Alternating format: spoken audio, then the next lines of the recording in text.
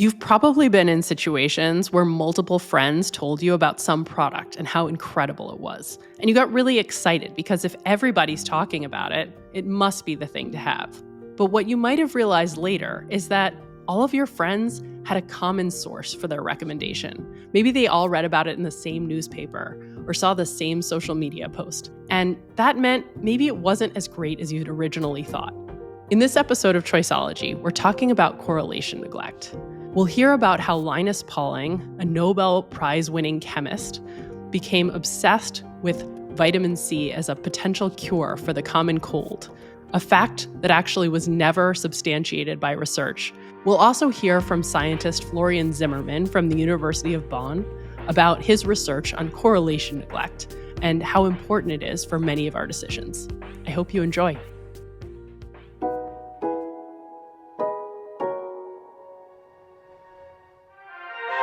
The Stanley Quencher madness officially jumped the shark last week when a California woman allegedly swiped 65 of these internet-famous water bottles. Stanley Quencher tumblers. They're tall, stainless steel, vacuum-insulated drinking containers with a handle and straw. They're also a cultural phenomenon. These $45 water bottles took the internet by storm around 2021. People waited in line for hours outside Starbucks and Target and sprinted towards shelves holding the colorful containers. Cup swap groups cropped up, and even resale markets. There were spreadsheets tracking launch dates for new products. There were even heists involving the theft of these popular mugs. Allegedly stealing nearly $2,500 worth of these stainless steel status. On TikTok, it was hashtag #WaterTalk. The cups appeared in the hands of women everywhere, which was surprising for a 100-year-old brand known mostly for camping thermoses. So, what propelled these tumblers into the hydration status symbols they became? 3 marketers with an e-commerce site and an eye for what women want. The trio loved the Stanley Quencher, and so did the traffic on their site, the Buy Guide. So when they learned their beloved bottle was about to be phased out, they stepped in and reached out to the company. They convinced executives that these bottles were desirable and saleable. They demonstrated this with an Instagram post where influencer Emily Maynard of The Bachelor fame shared her gifted quencher. The company eventually came around to the idea of influencer marketing and let social media and its wave of seemingly organic endorsements do the rest. Soon, it looked like everyone loved the Stanley Quencher. What we saw were lifestyle creators and wellness influencers showing off their cups. What we didn't necessarily see was the affiliate connection. And by the time people in our circle started carrying their own Stanleys, we'd lost sight entirely of what set these sales in motion. We figured they were truly a superior drinking vessel, and not the product of a single social marketing campaign. The Quencher boosted Stanley's annual sales from $73 million in 2019 to $750 million in 2023. I got a Stanley. In this episode, we'll look at how one source of information, then echoed by seemingly independent sources, can distort our judgment. Love my Stanley. Everyone should have one.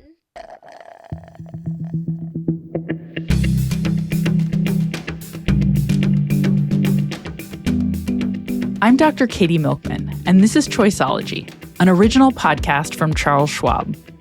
It's a show about the psychology and economics behind our decisions.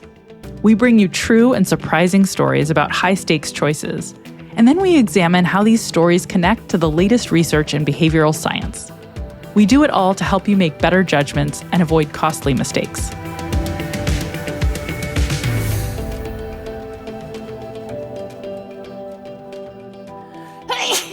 The cold is something that has bothered people ever since, we've been around.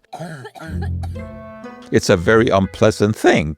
For 7 days, you are plagued with these symptoms of coughing and sneezing and whatever. And people have tried everything. This is Joe. Hi, I'm Joe Schwartz. Joe is a professor of chemistry at McGill University in Montreal, Canada. He's also the director of the university's Office for Science and Society. That office has a mandate to separate sense from nonsense, myth from fact. Maimonides in the 12th century recommended chicken soup for the common cold, which of course we still try today. Even though there's no real documentation, people are very keen to jump on anything that offers a simple solution to a complex problem. You may remember us covering this tendency to prefer a simple explanation in a previous episode of Choiceology. It's called the fallacy of the single cause. But what we're talking about today is actually quite different. It's about how we can get mixed up about credibility when there's a single source for a piece of information. This story starts with a famous scientist. Here you have a top-notch scientist telling you that he's got the answer. It's not surprising that you jump on that bandwagon. The top-notch scientist is two-time Nobel Prize winner, American chemist, and peace activist Linus Pauling. The bandwagon? Vitamin C. Pauling was a brilliant scientist, starting from early childhood, where he built himself a lab in his house. His house was in Portland, Oregon, where Pauling was born in 1901. He attended Oregon State University and then the California Institute of Technology, or Caltech. He earned his PhD in chemistry there, and then they hired him to join the faculty. By 1930, he had risen through the ranks to become a full professor. He was very dedicated. At a very young age, he published very impactful studies. So this was not a quack, by any means. He was a very legitimate scientist who certainly contributed a great deal to quantum mechanics and the chemical bond. And he almost got the structure of DNA before Crick and Watson. He thought that the DNA was 3 strands instead of 2, but he was on track there all by himself. So there's no question that Linus Pauling was a stellar scientist. Joe Schwartz was studying chemistry himself when he first learned about Pauling. If you were into chemistry, you came across Linus Pauling and his classic textbook. He wrote what, at that time was the definitive book on the chemical bond. And everything in chemistry is based on chemical bonds. It was Pauling's work on chemical bonds that would win him a Nobel Prize in chemistry in 1954. And then later, he won a Nobel Peace Prize for his campaign against nuclear weapons and his advocacy for international peace. He is the only person in the history of the Nobel Prize to win 2 unshared Nobel Prizes. That's something. Pauling really was a remarkable scientist. He made fundamental contributions in a range of fields: chemistry, biology, and medicine. He's one of the most celebrated scientists of the 20th century, and one of the most trusted. When you're a Nobel Prize winner, you're basically scientific royalty. So anything that you say gets listened to. And when he started with his vitamin C business, of course, it got immediately reported. I mean, it would have been ignored if it was anyone else. But this was Linus Pauling, who, was arguably the greatest chemist of the times. If you've ever heard of the healing properties of vitamin C, Linus Pauling is likely the reason why. And this is where it started. Pauling was diagnosed with a type of kidney disease. And his physician recommended a diet, which was a low-protein, low-salt diet, on which he did much better. And this initiated in his mind the concept of what came to be called orthomolecular medicine. That was his brainchild. Ortho means right. So orthomolecular means using the right molecules. So because of his success with this treatment, which was nutritional, he thought that the body just needed all the right molecules in order to work efficiently. In 1966, after an awards event where Pauling gave a lecture expressing a desire to live another 15 to 20 years, he ran into biochemist and vitamin C advocate Erwin Stone. After his lecture, Stone came to him and told him about his ideas about how humans lost the evolutionary vestige of producing vitamin C. He was quick to buy into this, even though there was no physical evidence. It just sounded right to him. On Stone's advice, Pauling and his wife started taking 3,000 milligrams of vitamin C daily. For context, you need about 10 to 20 milligrams a day to ward off scurvy, and the recommended daily allowance is closer to 100. At one point, Pauling and his wife were taking 18,000 milligrams daily. The megadosing seemed to make them feel good. They claimed to catch fewer colds, and Pauling recommended everyone give this a try. That is what gave rise to the original book, Vitamin C and the Common Cold, which of course took the world by storm, because here was the most famous scientist in the world, arguably at that time, telling people that they should be taking vitamin C. And sales, of course, jumped. Vitamin producers noticed that right away. Sales kept increasing because so many magazine articles and newspaper articles talked about it. You know, it's the kind of thing you repeat something often enough and it becomes true by repetition. There's another Choiceology episode from a couple of seasons ago about how simple repetition can make something seem more true. This is called the illusory truth effect.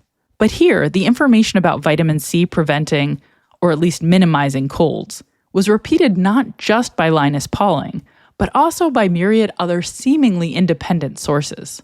So when you see articles all over the place, even though they all start from the same bit of information, but you just think, all of these articles, they can't all be wrong. But they were wrong, because they all came from the same source, a reputable one at that, but as you'll see, an incorrect one. Here was a guy who had published hundreds of papers in the scientific literature, obviously all peer-reviewed. He had a full understanding on how scientific methodology works. And here he was publishing Vitamin C and the Common Cold based on anecdotes, his own and his wife. The scientific community wasn't impressed by this lack of rigor, but they were intrigued by the claims. Because of who Pauling was, they said, okay, well, let's just take a look at it, just in case there is something to this. And there were a number of studies carried out, some on marine recruits. Very good population to do such studies because, if you have a marine recruit and you tell him to jump, the only question he asks is how high. So if they were told to take 2 grams of vitamin C a day, they did that. You had no doubt. And it didn't show that it prevented the common cold. There were a number of other studies done on that as well. Some showed a minimal effect if you take regularly a few hours less of the length of the cold. Not very encouraging. So the evidence just wasn't there. In a perfect world, those inconclusive studies would have counteracted Pauling's claims. But the information was now snowballing, and businesses saw an opportunity. By that time, the supplement industry had wound up. And, when they start promoting things, it works. But there's just no evidence for Pauling's original contention, and certainly not of taking 18,000 milligrams. His concepts were scientifically valid. It's just that I think he went overboard. Pauling didn't stop with the common cold. He went on to propose that the supplement had benefits for other diseases, too. He wrote a book about cancer and vitamin C, and he linked vitamin C to heart health. I actually heard him at a conference in Ottawa. There must have been 1,000 people in the ballroom. He was the keynote speaker at a chemistry conference. He showed a graph. It showed an increased rate of heart disease and decreased intake of vitamin C in the population. One of the real boogies in science, of course, is the correlation causation business, And I remember sitting and thinking, here is this hero. He was a hero of mine, just throwing up that graph and saying conclusively that this demonstrated that taking more vitamin C would reduce heart disease. Nobody said anything. By that time, he was such an exalted figure that you didn't dare bring that up. But every scientist there knew that correlation does not equal causation. And these wild claims have not stood up to rigorous testing. So why is this idea about vitamin C still out in the world and on our drugstore shelves? One answer is that people have heard it works so many times from so many seemingly different sources that they believe it must be true. For now, taking high doses of vitamin C is like taking a hope pill. People live by hope. Anytime that there's some study which shows some potential, they will blow that out of proportion. It just keeps rolling along. I mean, there's so much money to be made. Dr. Joe Schwartz is the director of the Office for Science and Society at McGill University, where he is also a professor of chemistry. You can find more details about his work in the show notes and at schwab.com/podcast.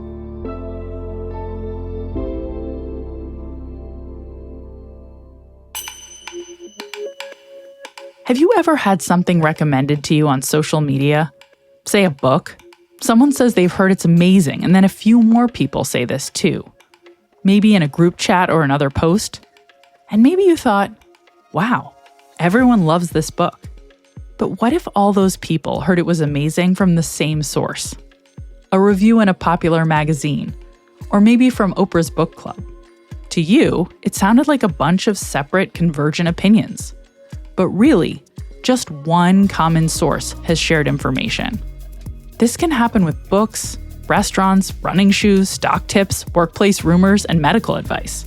And when we don't realize that all of the information we're getting is connected, we can end up way off base when making decisions for ourselves.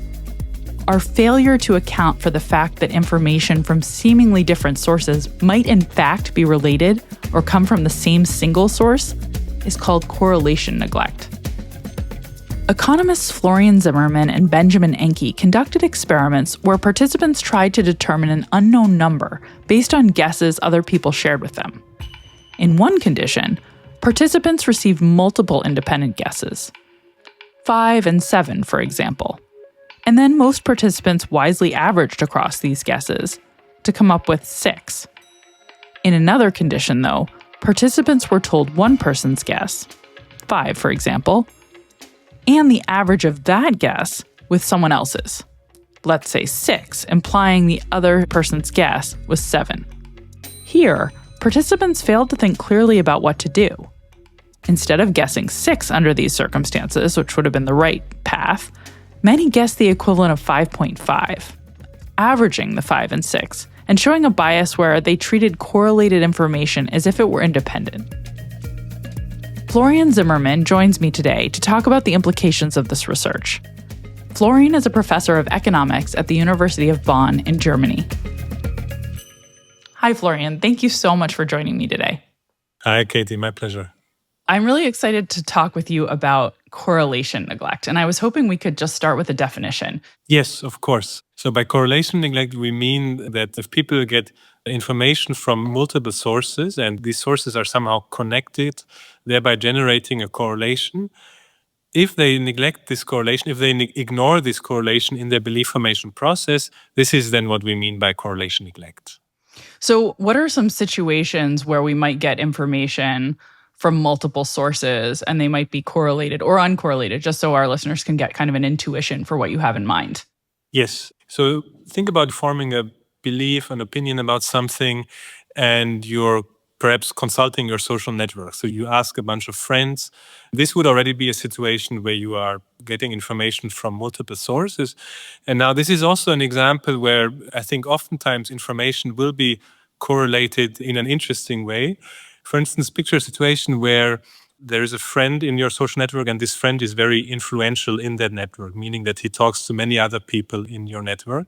And by talking to these other people in your network, probably the opinion or the information you will get from these friends will partly reflect what they heard from this very influential friend. We often call this a common source of information. And this information or the knowledge that this very important friend in your social network has is getting partially repeated by other people in your social network. And that creates a specific correlation structure. So say I hear from 3 different friends about an amazing financial opportunity and I think, wow, this must be really good. But a correlation structure would be something like they all heard it from the same central friend. And then they repeated that information to me. And to me, it felt like it was 3 independent people telling me, wow, this is a great investment opportunity. But in reality, it was actually just one who had that kind of diffusion. Is that kind of what you have in mind? That's exactly right. And it wouldn't even need to be that they exactly repeat what the friend said. It would be enough if they're sort of influenced by what this common source of information, this common friend says. That's exactly right, yeah. Got it. And am I right in thinking that it doesn't have to just be through social networks, that this could happen through other channels as well? Like if I listen to the radio and watch the news at night, is that another situation where I might need to worry about this? Absolutely, yes. So think of a situation where there's a very influential experts and different journalists are sort of partially repeating what this very influential expert is saying. Then by sort of consuming different news outlets, you're going to be exposed to correlated information. And if I neglect that, it would mean I treat those as if they're both news sources, both the radio program and the news program giving me some warning or suggesting some course of action. If I am neglecting that they both got the same expert to give them that guidance, then I might put too much emphasis on that information, think it's higher quality than it is. Yes. Okay. If you ignore this correlation, you're going to put too much weight on this common source of information. So if this common source of information is overly optimistic on some issue, you're going to be overly optimistic, and vice versa. If this person is going to be, or this news source is going to be overly pessimistic, you're going to be overly pessimistic. This is really interesting. It seems really relevant to so many different situations. I'm wondering if you can tell us a little bit about what you think causes correlation neglect.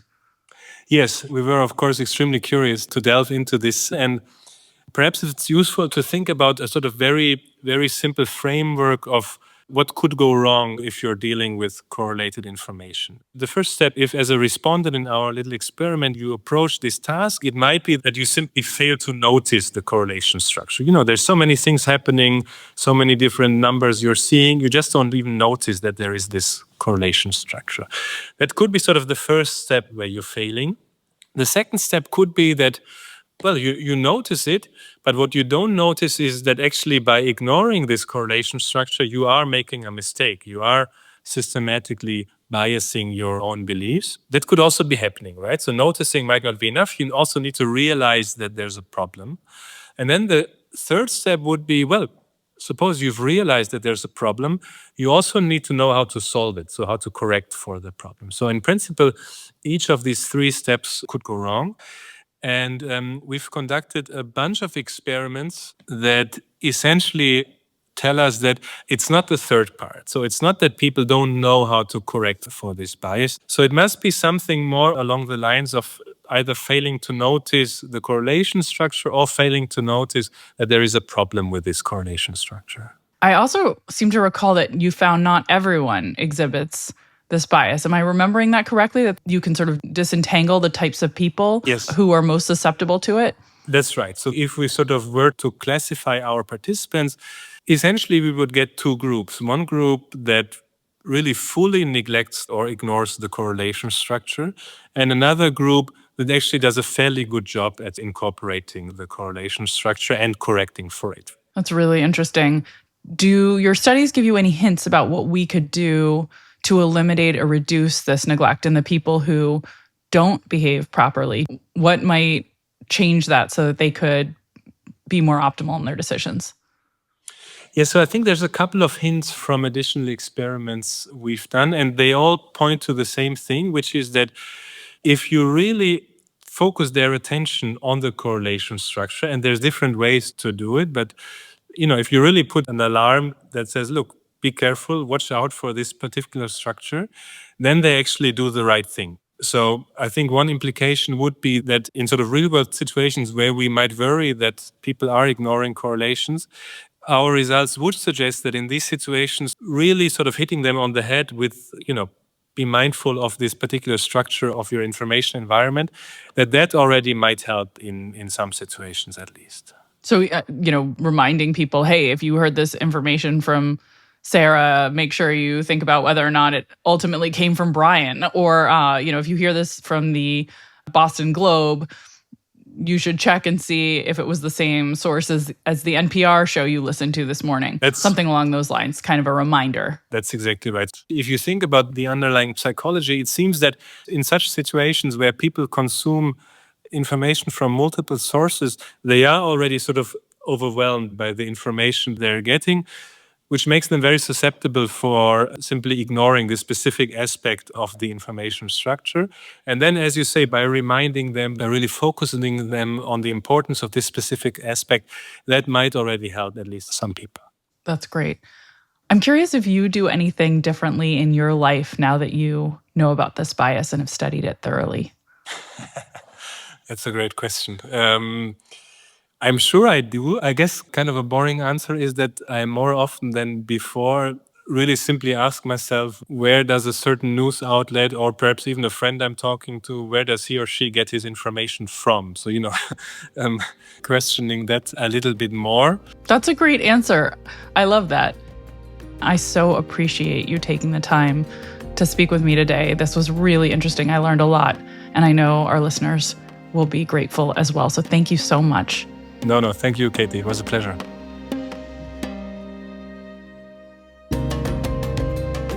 Florian Zimmermann is a professor of economics at the University of Bonn. And along with Harvard economist Ben Enke, he uncovered the problem of correlation neglect. You can find links to his work in the show notes and at schwab.com/podcast.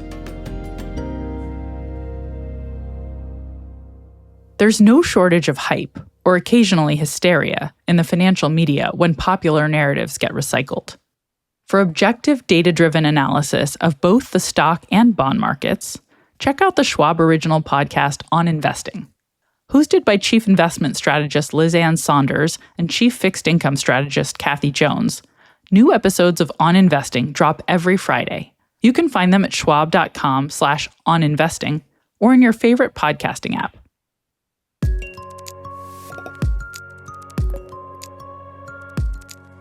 Since learning about correlation neglect, I found myself constantly asking, where is this information really coming from?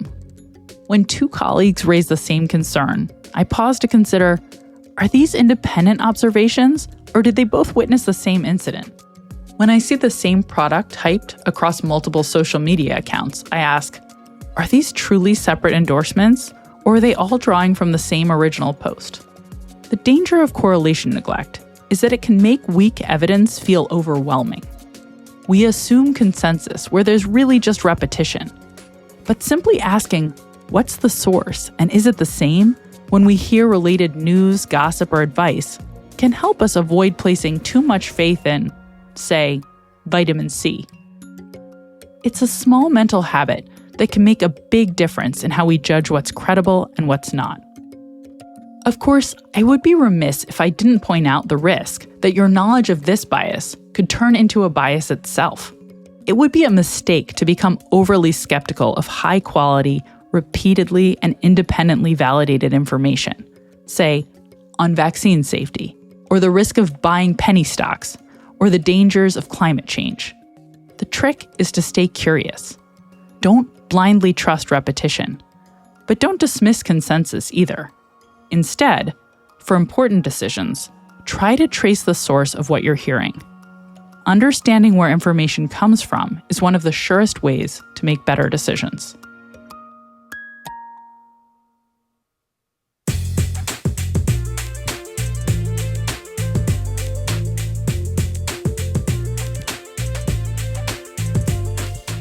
You've been listening to Choiceology, an original podcast from Charles Schwab. If you've enjoyed the show, we'd be really grateful if you'd leave us a review on Apple Podcasts, a comment or rating on Spotify or YouTube, or feedback wherever you listen. You can also follow us for free in your favorite podcasting app. And if you want more of the kinds of insights we bring you on Choiceology about how to improve your decisions, you can order my book, How to Change, or sign up for my monthly newsletter, Milkman Delivers, on Substack. Next time, I'll speak with Cornell University psychologist Tom Gilovich. He'll explain our tendency to vastly overestimate the likelihood that other people will notice or pay attention to minor flaws in our appearance, decisions, or behavior. I'm Dr. Katie Milkman. Talk to you soon.